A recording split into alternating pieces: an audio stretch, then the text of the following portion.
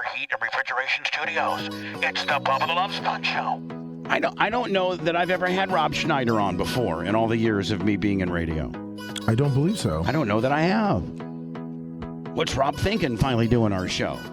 Big time guy like him. Stand by. I wonder if he's ever even heard of Bubba the Love Sponge. Oh, well, I mean, that's a weird question to ask off the bat. I'm not gonna. Have you heard of me? I'm not going to ask him that, but I mean, I wonder if. I mean, he's probably heard of me and my bad reputation. Or maybe he's not, you know. And Hopefully he hasn't Googled you. Yeah. Hopefully he didn't Google me. Hey, Rob, hello, it's Bubba. I'm Googling you. What's up, Bubba? Rob, don't Google me. Please, don't Google me.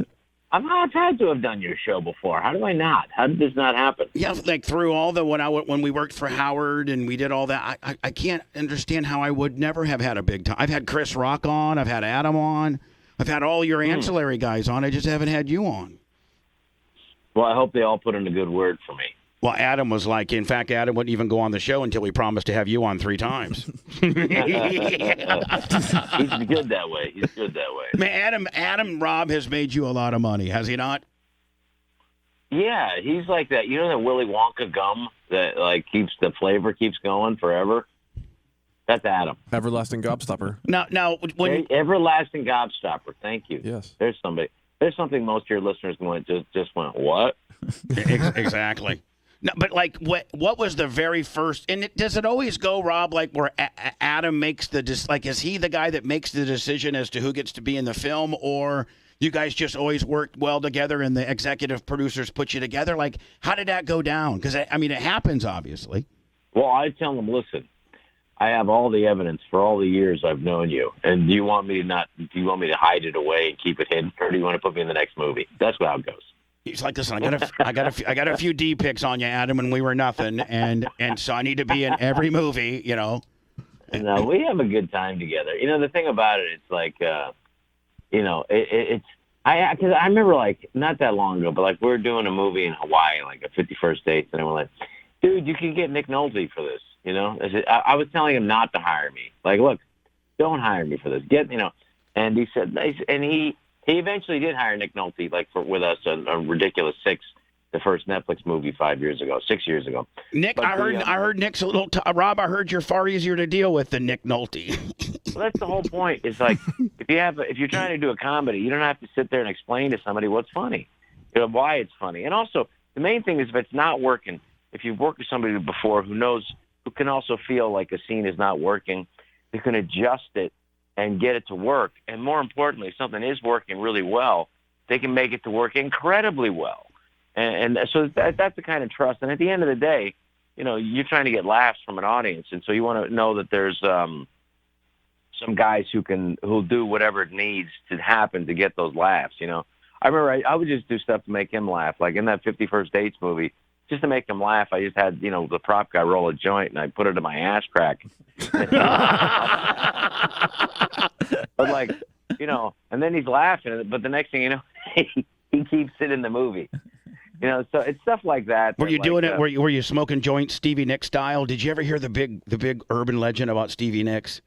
No, I no. What is that? Now hold on, you're a big time, you know, movie star, and travel in those really cool circles. You never, and supposedly this is true. Like you can Google it or whatever. But Stevie Nicks was so addicted to cocaine when Fleetwood Mac was really touring that she burned out her nose. And so she had a person that she paid like $50,000 or $60,000 to go on tour with her, and they would use a straw and blow the cocaine up her, you know,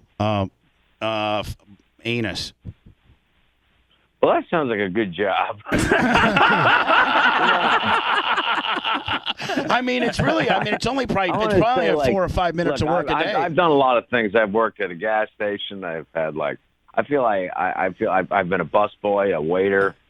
I've written on Saturday Night Live. I think that's the job that I could literally, you know, put myself in and go, you know what? I think I'd be good at this. You know, like if you would have been, you know, like if I'm only missing 2 things: the straw and your asshole. Well, I mean, you know, it'd be. I mean, you can't tell me you can't turn that into some work. Being an Elvis Presley straw guy, I mean, that's going to turn you into some. That's going to get you some work, isn't it?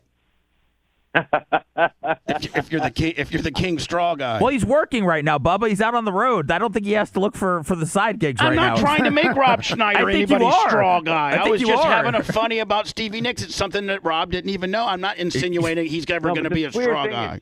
You just assume I don't know Stevie Nicks and I'm not going to see her someday. And now that's going to be in my head the next time I see her. And you know what, Rob? You don't even have a hair on your ass if you don't say, "Hey, Stevie, did you really have a straw person?" That's all you got to say. Oh man, I don't know, but she's not away. She's not worried about us. She's worried about those residuals she's making from TikTok on the cranberry deal. Did she make some money from that? Oh, I heard she made like $30 million on that whole deal. Wow, no, I wouldn't know. It's like when it's like when the 51st dates annual residuals come in. You probably getting a pretty good little check from that. A little bit. I get a taste. I don't consider it a whole meal, but I get a little appetizer. Like what's the biggest residual check? Deuce? The Home Alone 2 keeps coming in. Oh yeah. Oh yeah. That's right. It's a nice little. I don't know how that took over from It's a Wonderful Life, which is a real movie. A real movie about like how your life does matter and you can have an impact on everyone and not even know it. Maybe the whole town wouldn't exist if you weren't there. To Home Alone 2, which is just basically parents who just lose their kids. I mean, but Home Alone 2, when that check comes, Rob, when that check comes in, Rob. Well, December and January has got to be nice when you check the mail. Yeah, when do these checks usually come in, Rob? Like December, January? Not that I keep track of this, but December 18th. I'm terrible. That's not why I do it. Rob Schneider books all family holidays after December 18th because he's absolutely loaded after Home Alone 2. But Bubba, I don't want people to think that's the reason I'm in show business. No, money or fame. Your wife goes to the mailbox. Don't interrupt me, Bubba. This is our first time together. I'm trying to get a joke in here. Get it in. I'm so sorry. I'm so sorry. No, I'm just saying I don't want people to think I just do it for the money or the fame or for the jobs with straws. See, I was trying to get us back in there, Bubba. No, I know. You do it for the pure art form, do you not? Just the pure art. And, it's funny, though. When you first start, though, I mean, it's just like, they're paying me $25? Oh, my God. I'm working at a fish and chips and doing comedy, like, between shifts. It's amazing. And then, you after a while, and then you start making some real money. It's just unbelievable. I remember, like, because Adam Sandler and I were first, David Spade, and we were first on Saturday Night Live. I think we were making $750 a week. At Saturday Night Live, nonetheless. Yeah, try to live in New York, even in 1990, on $750 a week. Good luck, pal. Now, were you guys all rooming together? Were you guys, all roommates? Well, I mean, in L.A., we were basically not roommates, but we lived pretty close together. We were just all trying to make it, and we kind of knew we were going to make it, but we didn't know how an exact route. I remember, like, I auditioned for like 1,000 things, and I said, you know what? I didn't get it. I'm not going to get any of this stuff, And that's when when you stop caring about it and just having fun with it, that's when it happens. Like with you. If you're having fun with your crew and you're feeling good, it's like things happen. And you go, you know what? That's what we should be doing the whole time. I've been arrested 3 times from this show and put on trial 3 times because of this show. For what? No, Rob, I've been on trial, a jury trial 3 times for this radio show. Defamation of character, killing a hog. We had Bubba's Roadkill Barbecue where we had pork chops from a hog. It was just yeah. That's not what Google says. I know it is. It is being in the public eye. I remember like Norm Macdonald explained to me one time, Bubba, and you'll totally relate to this. I was just talking about how mean, like the press were on a particular job that I was doing at the reviews, and it was just laughably mean. And Norm just said, "Hey, the truth of the matter is this: when you enter the arena, the people in the stands will hate you." And it's like, whoa, that totally makes sense, because at the end of the day, people want to do what you're doing. It's fun. Tell us you got about- your own show, man. That's amazing. Tell us about the know? movie you made, Wild Cherry. How about Wild Cherry? Tell us about that. when the Wild Cherry check comes in, is that disappointing day compared to Home Alone 2? Yeah. Obviously, you're Googling me. I don't know, man. My youngest daughter was in that, and it was like one of the things she wanted to do that, and I said, okay, but like just because. Here's the thing. I remember I was doing a movie one time that I won't mention, and I remember the producer took his name off it. He's a famous producer. He's the guy who directed In the Bedroom, and you can look that up if you want. And I called him. I said, "Listen, asshole, you took your name off this. I can't take my face off this." I said, "You have I said you talked me into doing this, and now you're just abandoning me." And it happens sometimes. With all the best intentions, you could you make a movie and you hope that it works out okay, but you never know, because it just has to be. You could screw up a movie, and in the casting in the writing of it, in the casting of it, in not having enough money, and having maybe too much money, in the editing, in the music, in the mix, in the color timing. There's so many ways to So whenever there's a movie that came out pretty good, it's a minor miracle. It really is. So, but the thing is just, it's having fun. That's why I like live performing, is that, I can control that. I feel like I got that. And that's where I started. So, Chris Rock years ago said, you got to go back and do stand-up. You could be the best at it. And I was like, wow. Well, if he thinks so, maybe I should do this. Then he leaned over and said, I don't know, Chris, man. I don't know if I want to go back on stage again. He said to me, and he leaned over and said, you know what I think? And I said, what? I think you don't like money. And then you did Big Stan. Yeah, Big Stan's a good one, buddy. Have you seen that? No, I've not seen it, but I've heard. I know of it. Probably my favorite movies that you've been in. If I was just to be honest. No, let's get back. Don't I know? Yeah, everyone knows those ones. Big Stan's a good one, man. Big Stan's a movie that was originally called Unrapeable. No, for real. For real. It was originally called that, and they're like, maybe they won't release it. But it's about a little guy who goes to prison. They redid it with Kevin Hart and Will Ferrell. Will Ferrell called Breakout or whatever. Get Hard, I think. Get Hard. Yeah. Get Hard, yeah.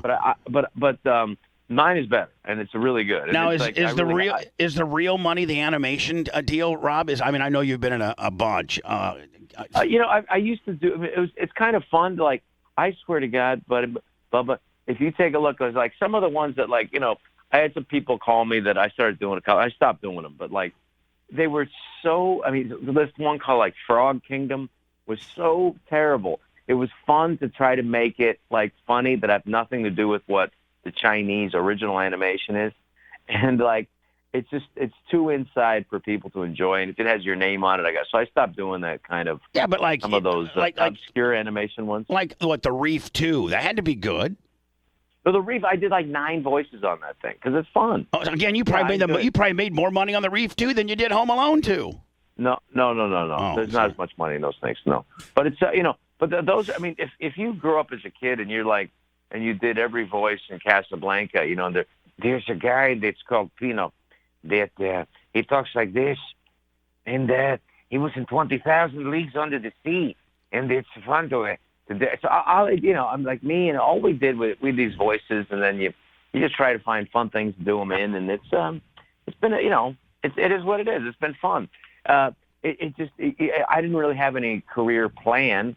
You just do what's kind of fun and what's offered to you, and I'm always amazed people are willing to pay to do something, and then it said I got in a couple of movies that were where I was the lead, which is fun, and I'm about to start a new one out in Arizona next month, and it's been fun. I think I don't want you to get mad at me, but I think you got it all wrong, buddy. I think you just need to work. I think you just need to work the merchandise tent at one of your daughter's concerts, and you'll be set for life, buddy. That's all you got to do. Just start getting a cut of her merch, and you're good, buddy. I know, I'm happy for her. It's funny though, because some of the things I told Elle King, she's such a sweetheart. I told her, I said, you don't have to get in these arguments with people publicly, and she goes, what about you? And I went, all right. I mean, but you know what, Rob? You got to be so proud. She's just absolutely killing it, and she's so talented. And you had nothing to do with her talent. I mean, she's not an actress. I mean, she's just a very, very talented person. You got to be so proud of her. Yeah, I am. I just want her to enjoy herself because it's, that show business has got its. You probably know this, Bubba. Show business has its ups and downs. Oh, it's the worst. And with the advent of every white trash being able to have a distribution method like Facebook and stuff, you're done. You're done. Well, you got the real talented people find a way to keep going, and But for me, it's about you got to enjoy yourself as much best as you can, and it's really a culture of destruction right now, which is really they just want to. We have to get over this little hump. And we have to get over this cancel hump. Like, what happened to Shane? It's just like we all have had past. We've all done stuff. Some of it's been documented. It was a different. Yeah, it's a different era. Forgiveness in a culture. Well, I mean, I'm one of the guys who stood up for him. I think it was me and Norm, but I think you should reference what this is. It's Shane Gillis, who's the guy I don't know, never met him, but he said some very unlikable, hateful things, and but it was it was like sometimes you're doing a bit and it goes wrong. Right. The difference was sometimes, but I was doing it. I mean, I was doing bits, but the thing was, nobody was digging through and finding something. Like you look on Twitter yesterday or the day before, and you go like, well, somebody found something from 1976 at an Eric Clapton concert. I'm like, whoa, you got to be really digging to find stuff. And then, it's a horrible thing that Eric Clapton said. And I've never heard of the term wog before, but I guess it means something really bad in England. But and then my favorite though with this Bubba was, if I can call you Bubba. Absolutely, Can Rob. I call you Bubba? Please. Well, Bubba, they found something from John Wayne in 1972. He's been dead since 1979. Yeah. At what point? He was just talking about how one of his little cowgirls might want to get roughed up a little bit. I think, wasn't he? That I would have liked to have found, but no, they found something of him saying something drunk when he was at USC in 1972. Right. And it just, it's like trying to judge somebody from a different century, because it is a different century now. It is. There is no more second chances. It's instant cancel. You make up. There's no such things of making mistakes or saying something stupid out of context or in a comedic type setting. We had who did we have on yesterday? Dana White. Yeah. Well, no, not Dana White. Our boy, Norm. Oh, Nick DiPaolo. Nick DiPaolo.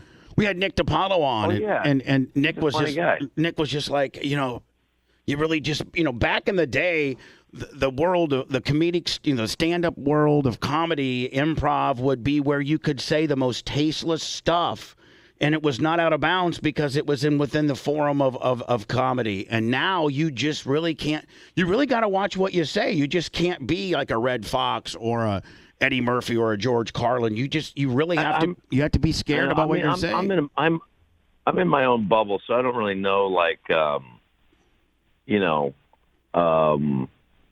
I don't hear everything, but I remember the first time there was one of the comedians from Saturday Night Live, Morgan, what's his face, Tracy Morgan, was somebody quoted some joke of his out of context of his performing it, and it was outrageous, but if you hear him perform it, it's hilarious, But if you quote it, it's like with the Lenny Bruce trials. I don't know if your audience. Yeah, I'm very familiar with that. He's comedian died in 1966, but he was the guy who broke the censorship, or at least the censorship laws changed after he died, after he OD'd.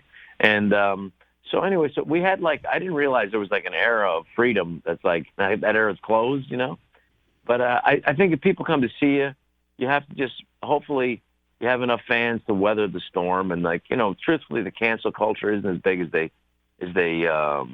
But then you see guys like Louis C.K. who's listen, you guys can think whatever you think about me. I like Louis C.K. I have such a great. I do too. I have nothing but respect for Louis C.K. And he established a great following, and he really doesn't need mainstream media. He can make it and fill decent sized rooms on his own. So hopefully other people can do that. Louis C.K. is a genius, and Louis C.K. like a lot of artists, and there's no the idea that we're looking for perfect people, this whole, to use the overused term virtue signaling. It's like, I'm good and these people aren't, therefore I'm better than these people. It's a waste of time. It's a waste of energy. And even talking about it now, I feel like it's a waste. I mean, I do too. It's kind of bringing me down. It's kind of screwing nothing, my buzz up a little bit. I know. I wish, nothing but the best for people. And, I think Louis C.K., you can say what you want about him, but, he did ask these. I have no problem with Louis C.K. I have no problem with him. Yeah. So, but anyway, I mean, the thing is, what is, he didn't get arrested. There was no charges. He was just, he was just charged in the court of the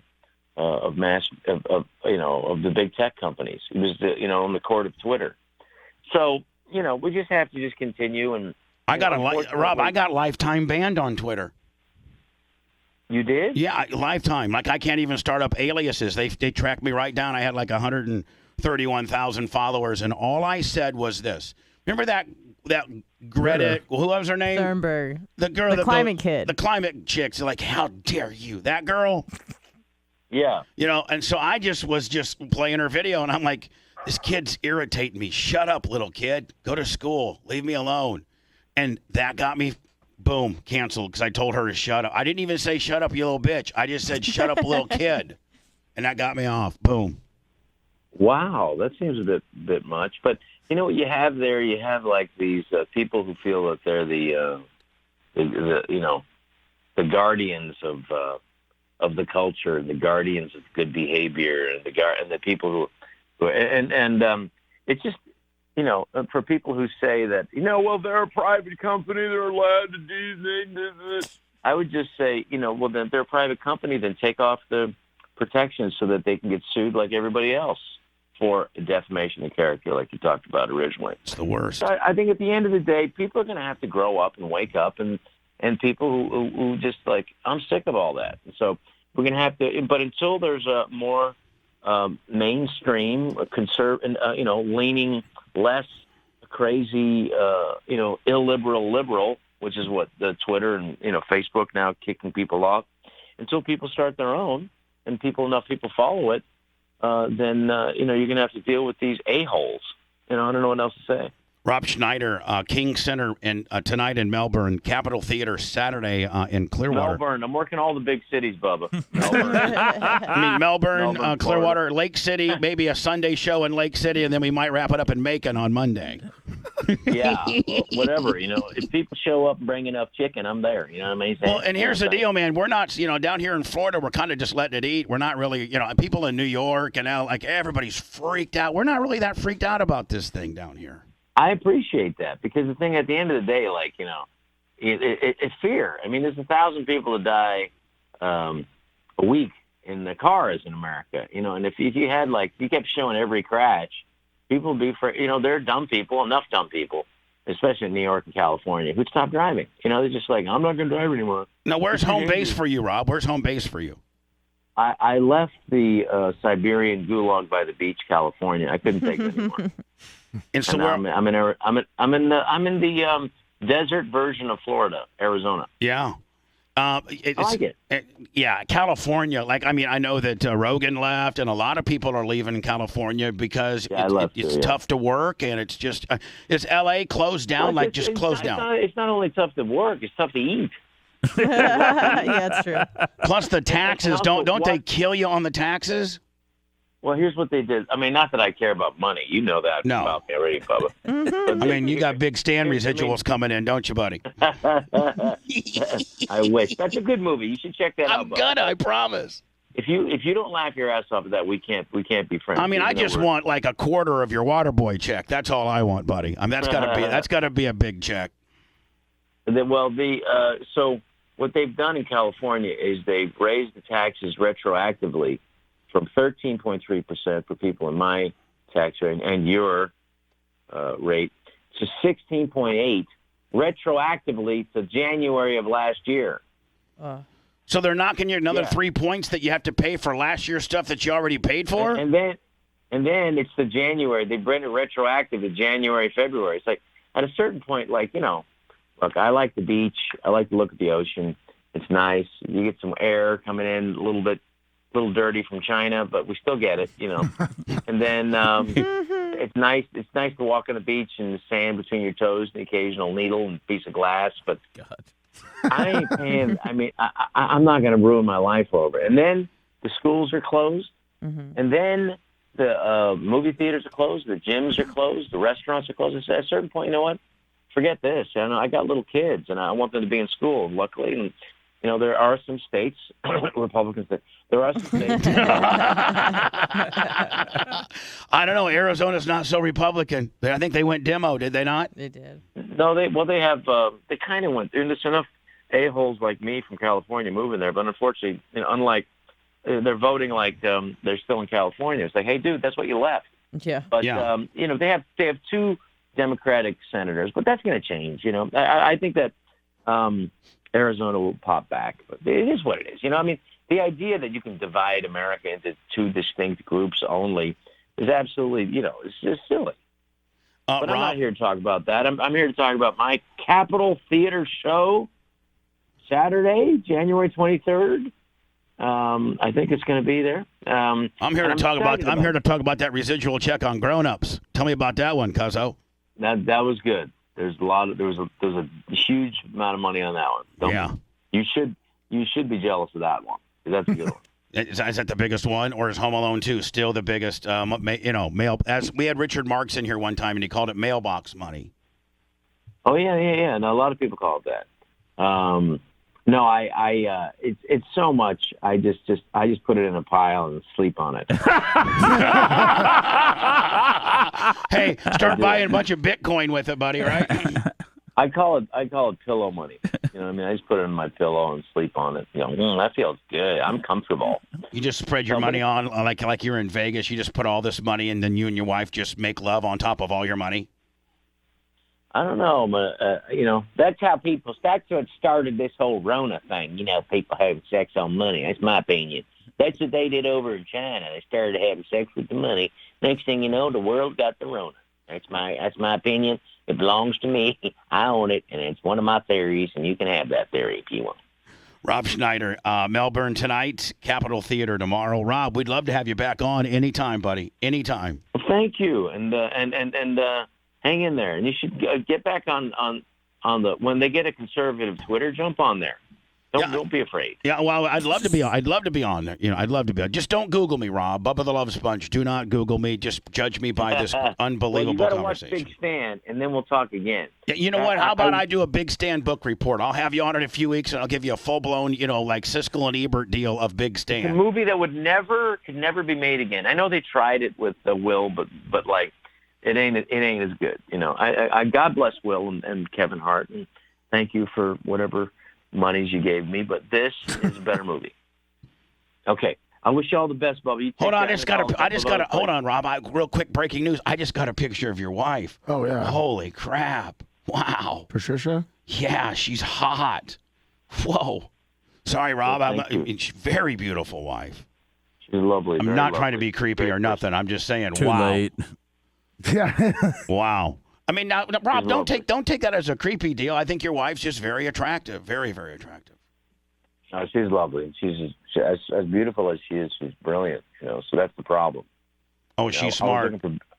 I was looking for beautiful and dumb because that's what I am. Beautiful and dumb. There's just one picture. She's got like this white turtleneck on, and you might want to. I mean, woo, it's a good picture, my friend. Well, I wish you the best. Hey, Bubba, you take care of yourself, man, and check out that movie. And you keep Googling whatever you need to. Listen, I'm going to check out that movie, and I'm going to have my guy call your publicist, and we're going to have a little book report on it. Yeah. No, you'll dig it, man. It's I think one of the best movies of the last decade. I will not fret over your hot wife ever again. I'm sorry for being disrespectful. All right, bud. No worries. But Capitol Theater, so I'm going to be Thursday. And where is that? You're not at Capitol Theater on Thursday. You're there on Saturday, Rob. Oh, Saturday. Sorry. Yes. You're at the King Center tonight. You're at the King Center in Melbourne tonight. And they gave you Friday off to travel across our white trash state and to get to Clearwater by Saturday. Is that true? Yes. How do you know so much about this? Okay, all right. Got your booking schedule right here. In Clearwater. You're in Clearwater on Saturday. Aha. Okay. So that means Where's the you place? got Friday night off, which means you could get into some really shady stuff here in Tampa, Florida on I'll be Friday. in Fort Lauderdale Friday. Oh, he's in Fort Lauderdale on Friday. I'm Yes. sorry, I missed the that. Broward Center, right? The Broward Yes. Center. Yes. Correct. Yeah, It's a Rob. good show. It's Rob a good Schneider show. says I'm not going to Florida and doing 2 cities in 3 days, bitches. Come on, Rob. I'll do it. We'll talk to you soon, buddy. Thank you so much. Thank you for having me, Bubba. You guys take care. It's a pleasure. Thank you, Rob. all right? Thank you. Thanks, Rob. Again. Thank you, Rob. Take care. Bye now. What a great guy. Did I freak him out by fretting over Yeah. his wife? Yeah. Yeah, 100%. Sorry, Bubba. I had to send that to you. I knew you'd like Oh it. man. K-Man, can you apologize, Bubba? So sorry, your wife's just so very beautiful. I mean, when a guy says your wife is You didn't say that. Yeah. You didn't say that. You started making noises, You're like, and wow. you already had said your goodbyes, and Yeah, then you said your stopped goodbyes, them. and you're like, hold on, I gotta tell y'all. You go breaking news, and I thought something happened. I thought So you did got I. a text from somebody. Like Biden fell down Will the you steps. guys do the interview next time? Hey, Rob, hold I'll on. try my best. Oh, your wife got Bubba, this turtleneck. it was the best interview I've ever heard. Thank you for the bonus. The Bubba Radio Network will return after this.